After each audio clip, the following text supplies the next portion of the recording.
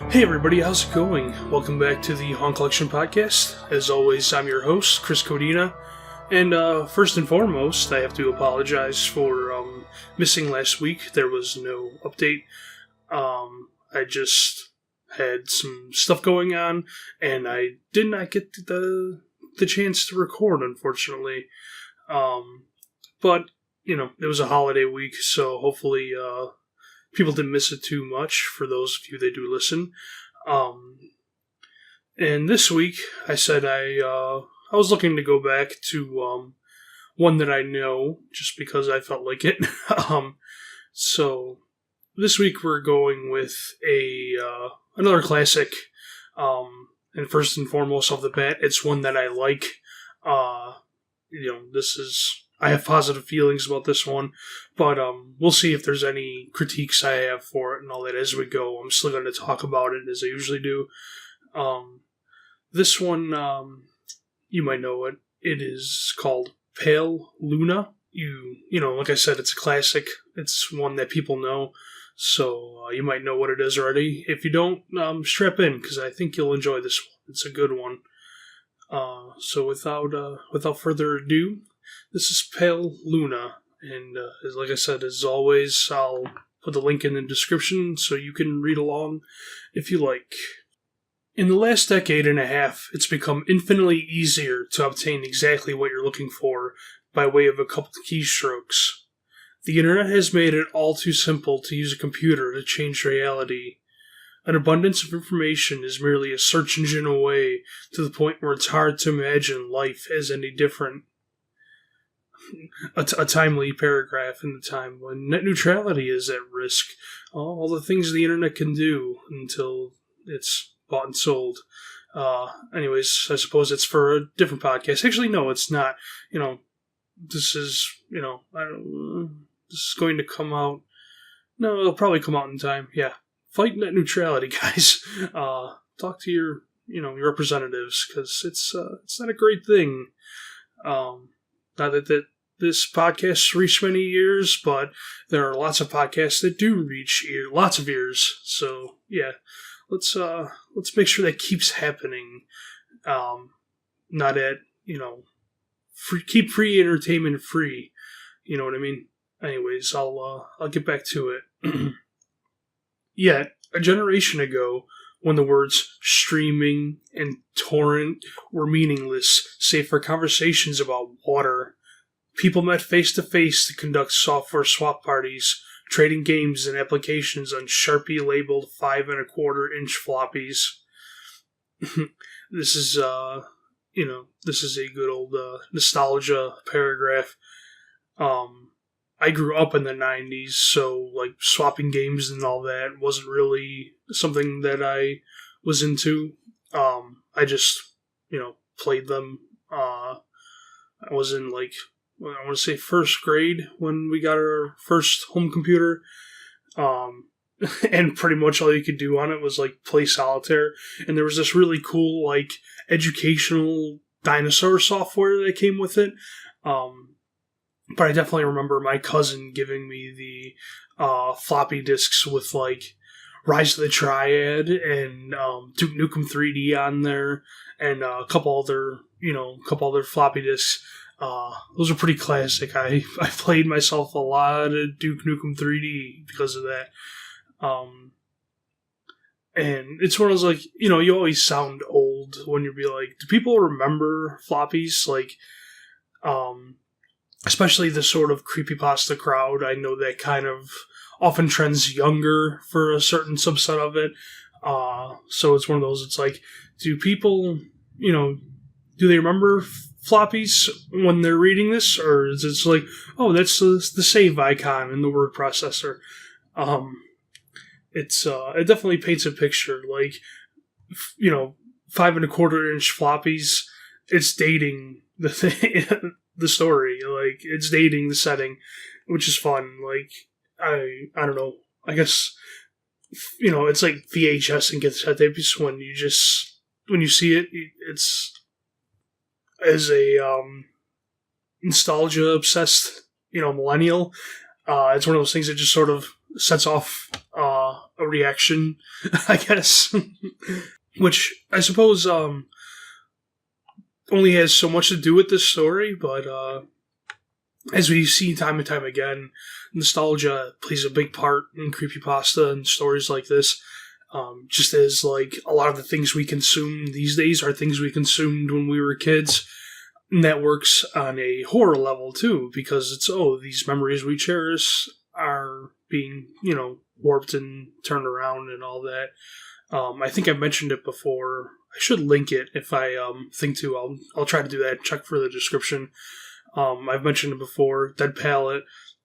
He did a pretty cool video on how on why nostalgia works as a horror mechanic, and that it's actually a negative feeling because it's something that we used to love that we are missing. That's the gist of it. Like I said, I'll try to remember to link the video to it. It's pretty cool. I think I've mentioned it before, but it's, it bears repeating because this subject comes up so much. And, and just because Pale Luna isn't about a game that we, that actually exists or a TV show or anything like that, it still plays upon that nostalgia of, playing old games on, floppy disks and going and training them around and, here's this game, it's, it's, like it says before, you can just go online and download the rare file and play on, open up an emulator or whatever, or did I say rare file or whatever? It's rares, right? Or the ROM files. That's what I was looking for. Yeah. You see how much I use torrents. ROM files. That's what I'm talking about. And then download an emulator, all of it for free, and just play games from anything. It didn't used to be that easy. And it was a very specific, way to do it. Let's continue. Of course, most of the time the meets were a way for frugal, community-minded individuals to trade popular games like King's Quest and Mania Mansion amongst themselves. However, a few early programming talents designed their own computer games to share amongst their circle of acquaintances, who in turn would pass it on, until, if fun and well-designed enough, an independently developed game had its place in the collection of aficionados across the country. Think of it as the 80s equivalent of a viral video. Pale Luna, on the other hand, was never circulated outside of the San Francisco Bay Area. All known copies have been long disposed of. All computers that have ever run the game now detritus buried under layers of filth and polystyrene. This fact is attributed to a number of rather obtrusive design choices made by its programmer. Okay, this is a good paragraph for a couple of reasons. Because one, Pale Luna is a game that doesn't exist, but the believability that it can exist is enforced because it says, okay, it existed, but only in the Bay Area. Right, so it's a little more difficult to be like, well, if this spread all over the country, why didn't I hear about it? It was just in this Bay Area, and this, specifically, 80s era and all that. And then it also covers the fact that, I suppose it's, maybe it's a bit of a cop-out to be like, all the copies are destroyed and all the computers are trashed now. Although at this point, where else would the computers be? Now, every year, computers go obsolete. So, especially, those old, Macintoshes and stuff like that, they wouldn't be, in use anymore. They're trashed. But yeah, it's the saying that they've all been disposed of. I suppose for what it is, because like I said, I've read it. I know what it is. You might know what it is. Like I said, it's a pretty popular story. But if you don't, there's a reason you would understand why it would have all been destroyed. although at least one copy would probably still exist for reasons. But yeah, but this is good because although the last paragraph does say this is attributed to the design choices by its programmer and all that, but oh yeah, that's right. I think there's we get to it, but my point either way is it's establishing the reality of it, even if it's completely fictional.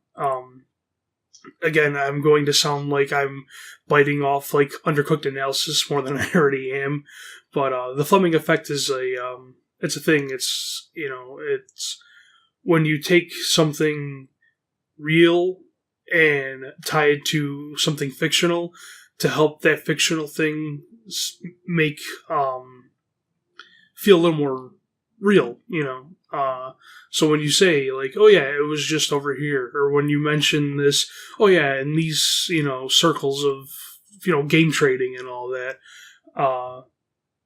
and it's a good device, especially for, like, creepypasta and all that, like, realistic horror and stuff, because it allows you to, use a fictional game instead of having to be like, oh, there's another scary Pokemon game, if any of that makes sense. I feel like I rambled a bit there. Hopefully I made sense, but let's continue. Pale Luna was a text adventure in the vein of Zork and the Lurking Horror, at a time when said genre was swiftly going out of fashion. Upon booting the program, the player was presented with a screen almost completely blank, except for the text. You are in a dark room. Moonlight shines through the window. There's gold in the corner, along with a shovel and a rope. There is a door to the east. Command. Do I have to explain what text-based adventure was? I mean, even those were before my time. Like I said, I grew up in the 90s, not the 80s. So, but like, I know what Zork is and all that. No, I don't need to explain what text-based adventures were, right? I don't know. That's me being a snooty an older millennial, where it's like, oh, I have to explain to these kids what, this, slightly older technology and concept it was. You kids in your Call of Duties, you don't know your text-based adventures? No, it's fine. I'm dwelling too much on it. So began the game that one writer for a long out-of-print fanzine decreed as enigmatic, nonsensical, and completely unplayable, as the only commands that the game would accept were pick up gold, pick up shovel, pick up rope, open door, and go east. The player was soon presented with the following. Reap your reward. Pale Luna smiles at you. You are in a forest. There are paths to the north, west, and east. Command? What quickly infuriated the few who've played the game was the confusing and buggy nature of the second screen onward. Only one of the directional decisions would be the correct one. For example, on this occasion, a command to go in a direction other than north would lead to the system freezing, requiring the operator to hard reboot the entire computer. Further, any subsequent screens seem to merely repeat the above text, with the difference being only the directions available. Worse still, the standard text adventure commands appeared to be useless. The only accepted non-movement related prompts were use gold, which caused the game to display the message, not here. Use shovel, which brought up, not now. And use rope, which prompted the text, you've already used this. Man, I hope that, like I said, I know at this point I don't have too many years on this podcast, but maybe down the line, randomly, I don't even know if I show up in the Google searches, but if someone happens to come across my video, I hope they don't know Pale Luna, because me knowing it already and like reading this, it's so good. Knowing what all this means, and it's still so good. That's part of the thing, is like it's there's not so much to talk about because it's just sort of okay, But when we get to what is going on here, then that's the thing, right? I mean, like I said, I assume most people know the story, so obviously you know what I'm talking about. But I'm going to keep the, relatively spoiler free, just in case people haven't, because this is a good one. You don't want spoiled, right? Most who played the game progressed a couple of screens into it becoming fed up by having to constantly reboot and tossing the disc in disgust, writing off the experience as a shoddily programmed farce. However, there is one thing about the world of computers that remains true. No matter the era, some people who use them have way too much time on their hands. It's a bit of a self-burn there by the author, right? A young man by the name of Michael Nevins decided to see if there was more to Pale Luna than what met the eye. 5 hours and 33 screens worth of trial and error and unplugged computer cords later, he finally managed to make the game display different text. The text in this new area read, "Pale Luna smiles wide. There are no paths. Pale Luna smiles wide. The ground is soft. Pale Luna smiles wide. Here. Command?" It was another hour still before Nevin stumbled upon the proper combination of phrases to make the game progress any further. Dig hole, drop gold, then fill hole. This caused the screen to display, "Congratulations, 40.24248 by negative 121.4434. Upon which the game ceased to accept commands, requiring the user to reboot one last time. After some deliberation, Nevis came to the conclusion that the numbers referred to lines of latitude and longitude. The coordinates led to a point in the sprawling forest that dominated the nearby Lassen Volcanic Park. As he possessed much more free time than sense, Nevins vowed to see Pale Luna through to its ending. I like how our author kind of keeps taking these jabs at the guy who figured this out.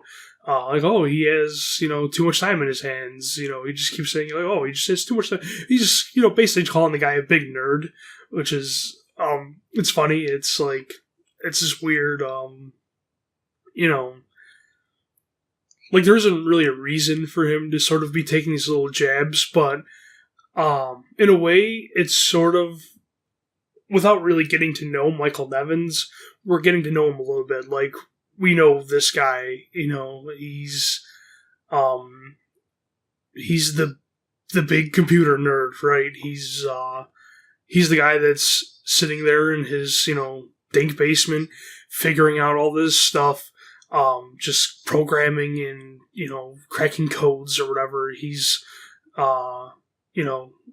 he'd be one of the guys they called up in the movie Hackers at the end to try and hack the Gibson. There's another one. If you haven't seen Hackers, go watch Hackers. It is a slice of 90s gold.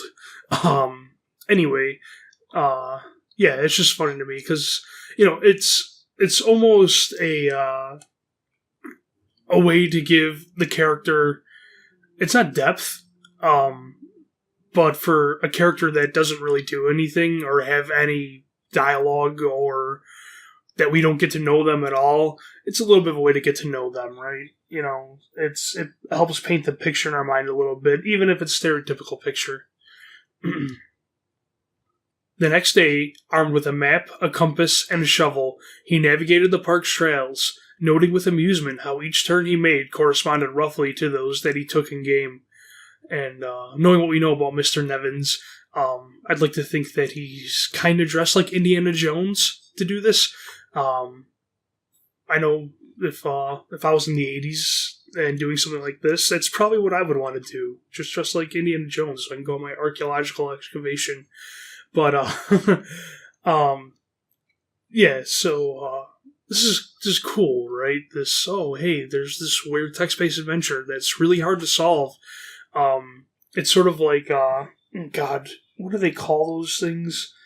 I keep on wanting to say there's cars or somebody racing outside, and I keep hearing it in my headphones. Hopefully it doesn't bother you guys too much, because it keeps going, and I don't want to sit here and wait for them to stop. Anyway, sorry. It's distracting me, so hopefully it's not distracting you too much. But what are those viral marketing things where it's like, oh, there's a game to figure out more information? Oh my god. I have to Google this 1 second, because I'm... ARGs. ARGs is what I'm looking for. Alternate reality game. You know, that whole thing. ARGs. That's the word I'm looking for. Or the phrase, or whatever. You know, I'm flustered. Because I couldn't remember that. But yeah, this is like an old ARG. Like, there's, you know, puzzles hidden and all that. Or I guess ARGs are new versions of this. Like, you know, whatever. But yeah, it's, you know, this guy cracked the code, and in this game that, you know, everybody had to crack the code to. Like in, remember in PT, the Silent Hills playable trailer, where they had the whole, oh, here's this really complicated thing you have to do in order to actually complete the trailer, and, you know, you get to see Norman Reedus and all that, and see what, you know, it's actually for Silent Hills and stuff. R.I.P. And you had to do, like, what was it? You had to, like, move so many steps and stop, and then move so many steps, and, like, talk into your controller and answer the phone. You know, whatever. Something like that. And, you know, I know they expected it to take people, like, a week or so to figure it out, or I forget, like, how long to figure it out. And somebody figured it out in, like, a couple days, or it was something like that. Or they figured it out in, like, a week.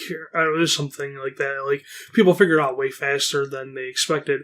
But it's, you know, a similar concept to this, where, you know, there was a puzzle hidden in the game, and it was, you know, pretty obscure, and it was very specific. And it was frustrating. It was, you know, lots of trial and error. And it wasn't just, okay, I failed, try again. It was, okay, I failed. I have to unplug my computer, plug it back in, wait for it to reboot, and try again. And then, you know, if I'm not getting anywhere, I'm not getting anywhere. Like I said, this took this guy hours to figure this out, you know, a long time. And that's, I wonder if the author had that in mind, like that sort of ARG thing when he wrote this. Like, oh, like what would this be like, you know, if I sort of retrograded this into an old game. I'm not sure. It's just one of those things that, you know, I'm curious about, because you know, you see the connections of, you know, although I guess that's not a new concept of the you know, the Easter eggs in games, you know, the complicated things you had to do. Anyway, let's continue. This is a short one, so we're going to be getting close to wrapping it up soon. Though he initially regretted bringing the cumbersome digging tool on a mere hunch, the path's similarity all but confirmed his suspicions that the journey would end with him face to face with an eccentric's buried treasure. Out of breath after a tricky struggle to the coordinates, he was pleasantly surprised by a literal stumble upon a patch of uneven dirt. Shoveling as excitedly as he was, it would be an understatement to say that he was taken aback when his heavy strokes unearthed the badly decomposing head of a blonde-haired little girl. I mean, maybe it's one of those, like, at this point, maybe it's predictable, but I already knew what happened. I know the first time I heard this story, I did not see it coming. I didn't know, like, that this was going to be the, you know, the turn, the punch. And I really love how matter-of-factly the author puts it. He's sort of putting that little wry humor that he's stuck in there, you know, here and there. That's like, oh, well, he was expecting to find treasure, but it just so happens he found a decomposed head of a little girl, a blonde-haired little girl, right? Blonde-haired, gold, you know, you getting it? Yeah, I'm, you know, like I said, odds are you know this already. If you don't, you know, yeah, you get it. Bury the gold, blonde-haired little girl, yeah. It's shocking, but obviously we don't get into a lot of gore and all that. It's just this really creepy image that is kind of left to construct in our own minds of this guy wandering around the woods and following these directions, and he's expecting maybe he'll find something cool, and he finds, evidence. Yeah. Let me just finish up real quick and we'll talk about it more.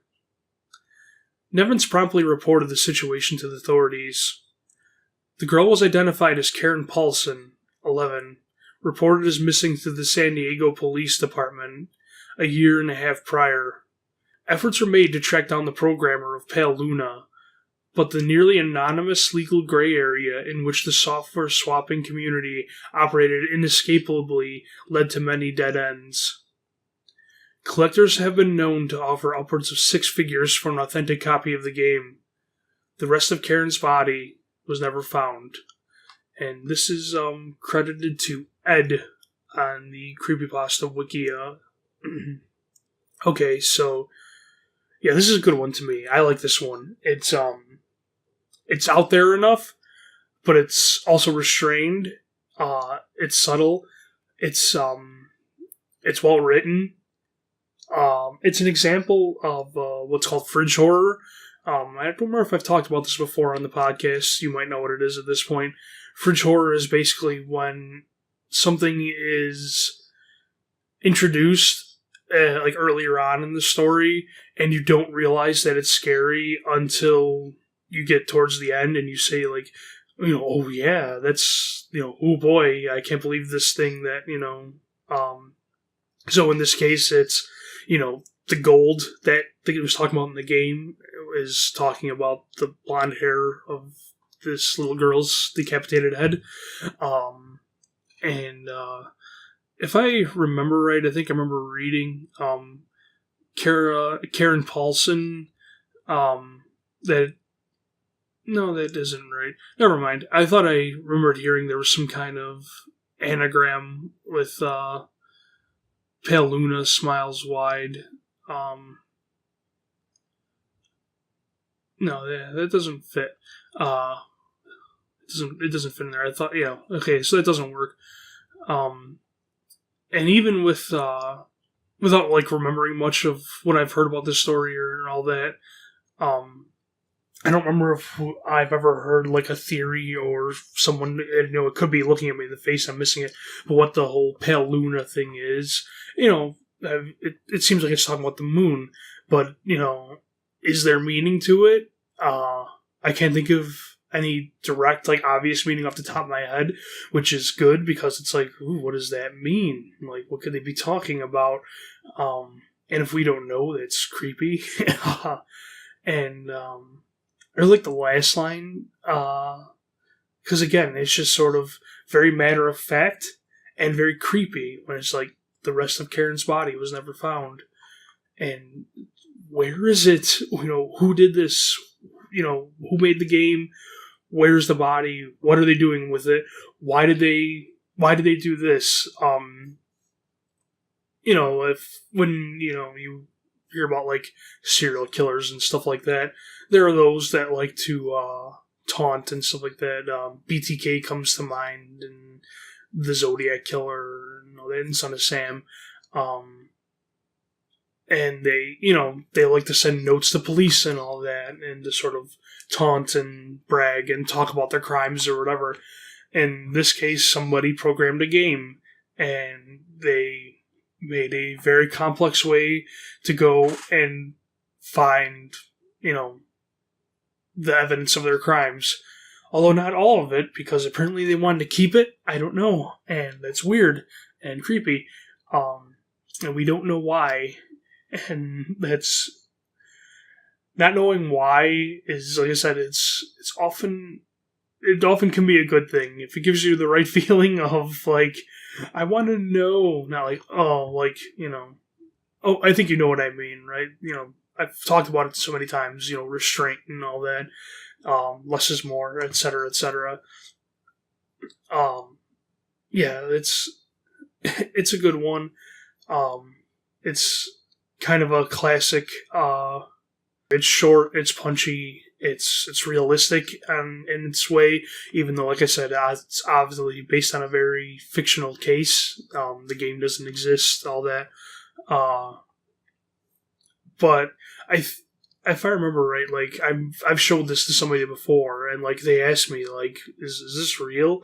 Which is like, for this kind of horror, is a complete and total success, because this kind of thing is supposed to just go around and being like, hey, look at this. This is weird, right? Like, oh my god, I have to look this up and all that. And yeah, and no, it's fake, but it's just enough weird, but just enough realistic points to where it's believable, and that's money for creepypasta, internet fiction, whatever. Really, it's money for any kind of horror, especially realist horror. That's the sweet spot, and Pale Luna hits it. To me, hopefully you agree, because like I said, I really like this one. I like the mechanic of the text-based adventure. It seems like a no-brainer, and it also seems like something that's really easy to screw up, and they don't. It makes sense that, in the limited technology, quote unquote, the killer / programmer figured out all these ways to make it difficult to get through with, you're, again, quote unquote, rewarding the person who can put in you're rewarding the person who can put in the due diligence to deal with all the hard resets and all that. And the reward is just tricking them into going and digging up, remains. And like I said, I like the twist on, like I said, not only nostalgia of the video game thing and all that. Like I said, it's almost not as much about the video game thing. It's about the game itself, but not so much the culture. But it's, like I said, it's twisting that. It's twisting this idea of, hey, these people used to trade these games, and, one time something really weird happened, and then this idea of, like I said, like ARG, of Easter eggs in games, of these hidden puzzles that the hardcore fans only knew how to do. It's taking that concept and it's twisting it again when it's, oh hey, and it isn't, you'll see that in a lot of other, gaming pastas and all that, where it's, oh, something glitched out, or I did this weird thing. If you do this weird thing, you see, I don't know, Mario's eyes bleeding or something. Sonic comes out and grabs you from the TV or whatever. It's not that. It's, here's coordinates, which is, it's weird. It's so weird to be like, okay, finally figure out this thing. Now here's coordinates to a real life thing. Get out a map. Look, it's here. There's the coordinates right there in town in this park. That's nutty, right? Like, that's above and beyond. And who wouldn't want to go looking for that? I know it sort of says like he had more time than sense, but who wouldn't want to go looking for that after you spent all these hours figuring this out, and now you got to the end, you found it, you found the secret, you cracked the code, and all it keeps talking about is digging up gold. You're gonna want to go look for that, and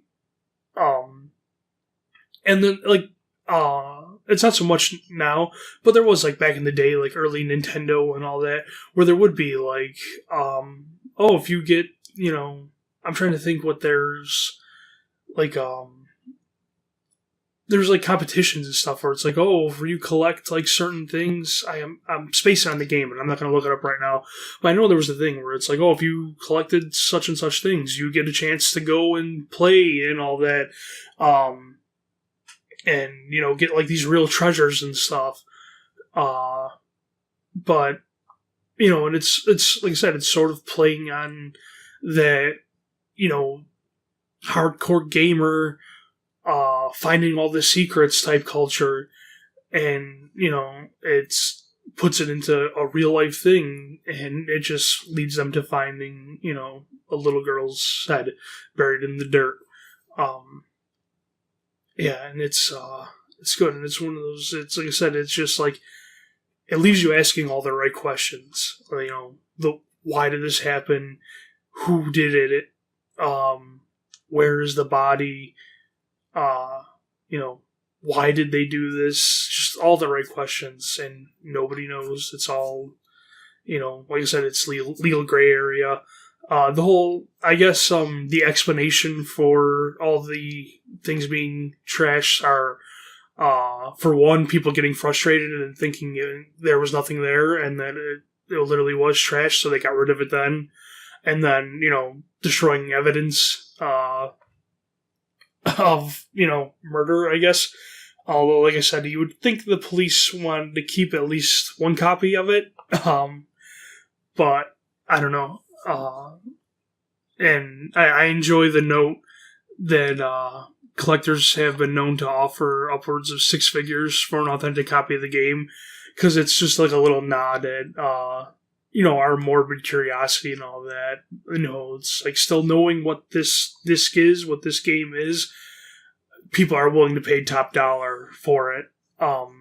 It's a very real, you know, thing that would happen.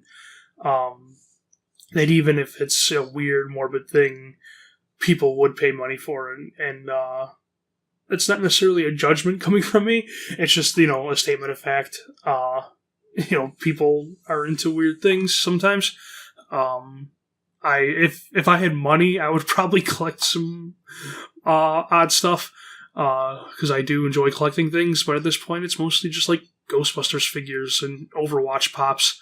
But yeah, I like how many things this story kind of turns in on itself, and, you know, twists it, gives it a little horror twist.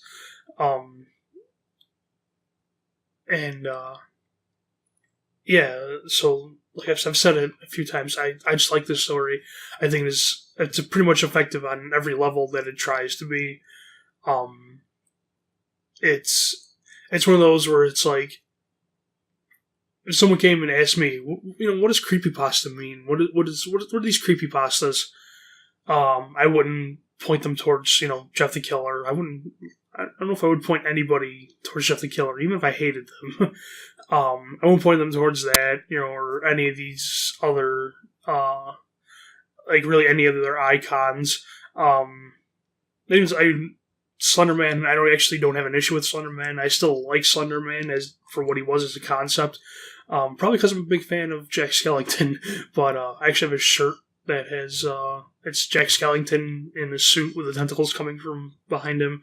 I also have a print of Slenderman on my wall, but that's besides the point. This isn't the Slenderman. The point is, like, if someone was asking me to, you know, hey, I'm trying to get into creepypasta, what should I read? Or, you know, somebody I know, you know, what creepypasta should I start with? Pale Luna. It's short. It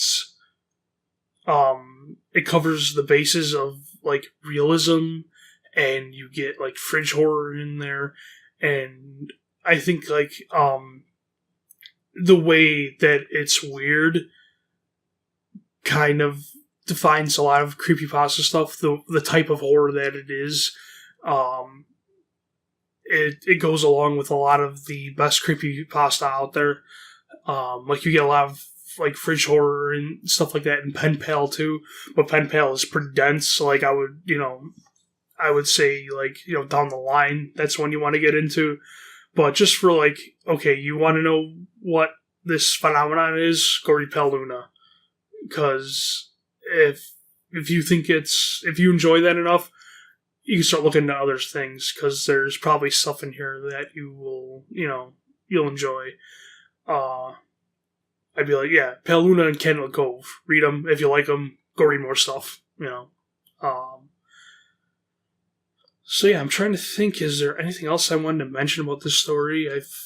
Looking at time, wow, for such a short story, I've talked over 40 minutes at this point, which is pretty impressive. Usually I've only get about maybe a half hour before editing. But yeah, I guess I had a lot to say about this one, especially for its length. But no, I think I've covered everything. Well, this is a good one. I like this one. I hope you liked it too. I like talking about this story. I didn't expect to get into it this much, especially because I know it. I felt like in a lot of the ones where I knew them, I didn't get into them as much because it was well, I know them, and I was assuming the reader knew them, which is bad, for one, because maybe you didn't, and two, if you're watching this, you might know the story, but maybe you want my opinion, so I should probably give my opinion more, right? But nothing we can do about those now. Hopefully this one was better. I feel like it was. I feel like I gave some thoughts in this one. Whether they're good thoughts or not, that's up to you. But I gave some thoughts. Not thoughts. Yeah, so I think that does it. Yeah, Pale Luna, it's a good one. Hope you enjoyed it. If especially if you haven't heard the story before, somehow, I really hope you enjoyed it. Hopefully I did it justice. Yeah. So yeah, I think that'll do it for now. I'll wrap it up. I guess I've been going for a little while at this point. So again, sorry about last week for missing the episode. Hopefully this one made up for it. At least I feel like it was a good one, maybe. Yeah. Other than that, I will hopefully see you next week. Later.